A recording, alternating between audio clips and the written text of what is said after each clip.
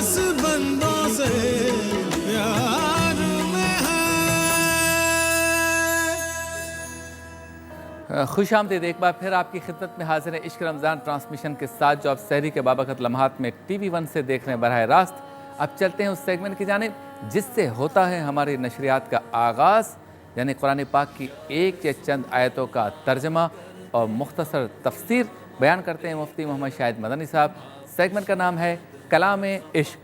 या रसूल अल्लाह या हबीब अल्लाह या रसूल अल्लाह या हबीब अल्लाह।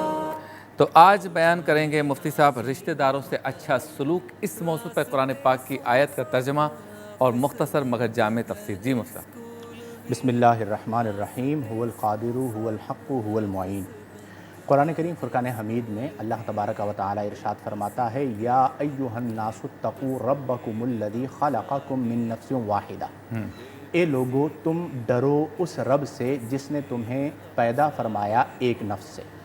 व ख़लक़ मिनहा ज़ौजहा, और उसी एक नफ्स से उनकी ज़ौजा को पैदा फरमाया, यानी हज़रत हव्वा अलैहिस्सलाम को।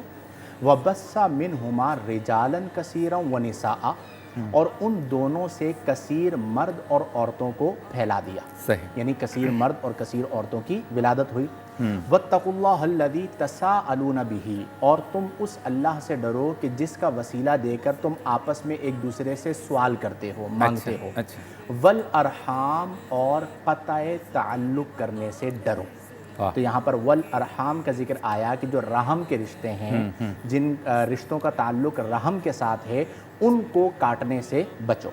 गोया कि इस आय मुबारका में अल्लाह तबारक व तआला ने दो चीज़ों को बुनियादी तौर पर जिक्र फरमाया, जिनमें से पहली चीज़ ये है कि तमाम इंसानों की तख्लीक एक नफ्स से हुई। उस नफ्स से मुराद हज़रत आदम अलैहिस्सलाम है, जिन्हें सबसे पहले मिट्टी से पैदा किया गया, और उन्हीं से उनकी ज़ौजा को पैदा फरमाया। तो इससे मुराद हज़रत हव्वा अलैहिस्सलाम हैं, जिन्हें अल्लाह तबारक व तआला ने हज़रत आदम अलैहिस्सलाम की बाईं पसली से तख्लीक फरमाया। ठीक। उसके बाद फरमाया वबस्सा मिनहुमा रिजालन कसीरन व निसाअ, इन्हीं दोनों में से कसीर मर्दों और औरतों को फैला दिया। सही। यानी जितने भी इंसान हैं वो औलाद आदम हैं, और आदम अलैहिस्सलाम अबुल बशर हैं। सही। तो जब वालिद एक हैं, वालिदा एक हैं, अगरचे मुख्तलिफ रंगो नस्ल में अल्लाह ने खल्क किया है, तो फिर गुरूर और फ़ख्र किस बात का है। सही। तो इस बात को इसलिए बयान किया गया है ताकि हम अपनी असल को, अपनी बुनियाद को और अपनी इब्तिदा को याद रखें। उसके बाद अल्लाह तबारक व तआला ने फरमाया कि वत्तकुल्लाहल्लज़ी तसाअलून बिही, और तुम उस अल्लाह से डरो जिसके ज़रिए तुम एक दूसरे से सवाल करते हो। वल अरहाम, और क़ताए ताल्लुक़ करने से डरो। आज बहुत कसरत के साथ हमसे ये सवाल किया जा रहा है कि कोरोना का सबब क्या है, हम पर ये बीमारी आई क्यों है। सही। इतनी बड़ी आजमाइश के मस्जिदें बंद हो गई, आप रोज़ाना ही जिक्र करते हैं कि तमाम मुक़द्दस मकामात बंद हो चुके। उसका एक बुनियादी सबब, बहुत सारे असबाब, उनमें से एक बुनियादी सबब ये है कि हमने क़ताए ताल्लुक़ को रवा रखा है। अच्छा। आज के दौर में शबीर भाई, आप मुझे कोई ऐसी फैमिली बताइए कि जिसके अपने रिश्तेदारों के साथ अच्छा ताल्लुक़ हो, यानी इस मुश्किल घड़ी में भी क़ताए ताल्लुक़ जारी है, और छोटी छोटी बातों पर क़ताए ताल्लुक़ है। और क़ताए ताल्लुक़ शक़ावत क़ल्बी की अलामत है। उसकी वजह क्या है कि जो खूनी रिश्ते हैं वो किसने बनाए? अल्लाह ताला ने बनाए हैं।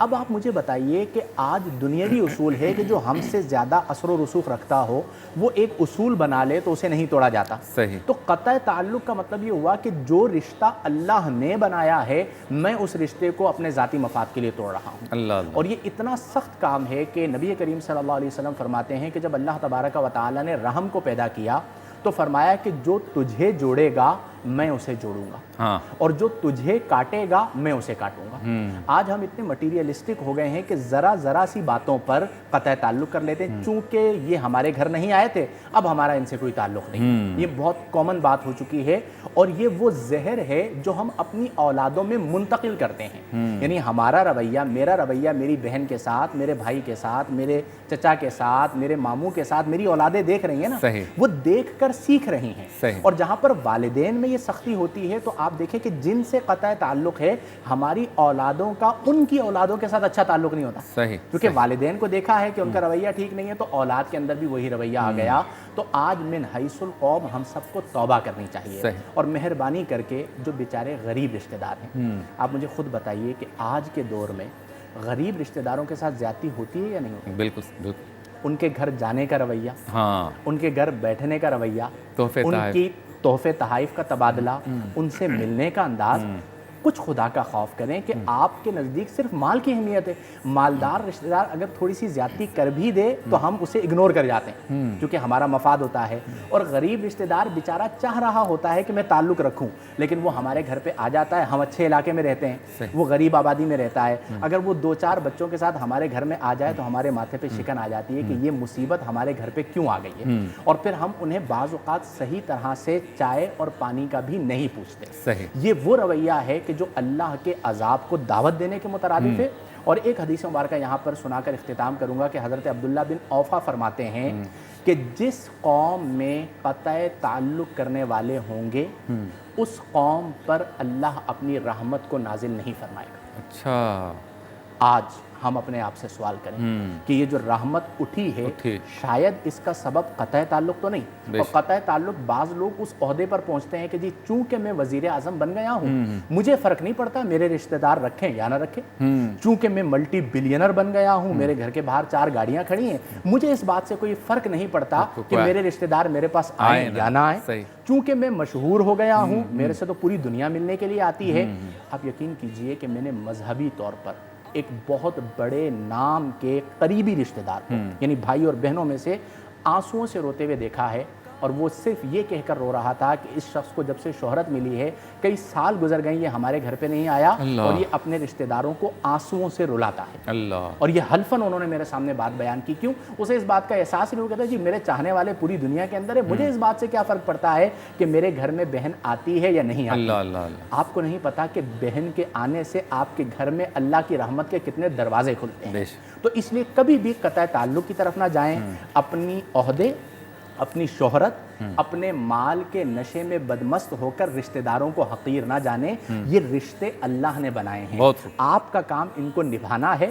جب آپ رشتوں کو نبھاتے ہیں، میں نے کل بھی یہ بات بیان کی تھی کہ پہلا حق نفس کا، دوسرا قرابت داروں کا. فوراً جو حق آتا ہے وہ قرابت داروں کا ہے. اور ہم میں سے عوام بھی اور خواص بھی اپنے حق کو بھی فوت کر رہے ہوتے ہیں اور قرابت داروں کے حق کو بھی فوت کر رہے ہوتے ہیں. میں اللہ کے حضور دعا کرتا ہوں کہ اللہ تعالی ہم سب پر رحم کرے اور ہمیں قطع تعلق سے نجات عطا فرمائے، صلہ رحمی کرنے کی توفیق عطا فرمائے. غلطی ہو بھی جائے تو بڑے پن کا ثبوت دیتے ہوئے خود چلے جائیں اپنے رشتہ دار کے گھر پہ. اللہ تبارک و تعالی آپ پر رحمتوں کے دروازے کھول دے گا. اللہ تبارک و تعالی ہم سب کو توفیق عمل عطا فرمائے.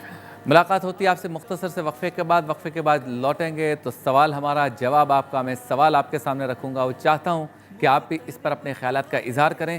سوال ہوگا لاک ڈاؤن ہونا چاہیے یا نہیں ہونا چاہیے، اور لاک ڈاؤن پر موجود جو اختلاف ہے اس پر آپ کا کیا خیال ہے. ایک مختصر سے وقفے کے بعد. اللہ کی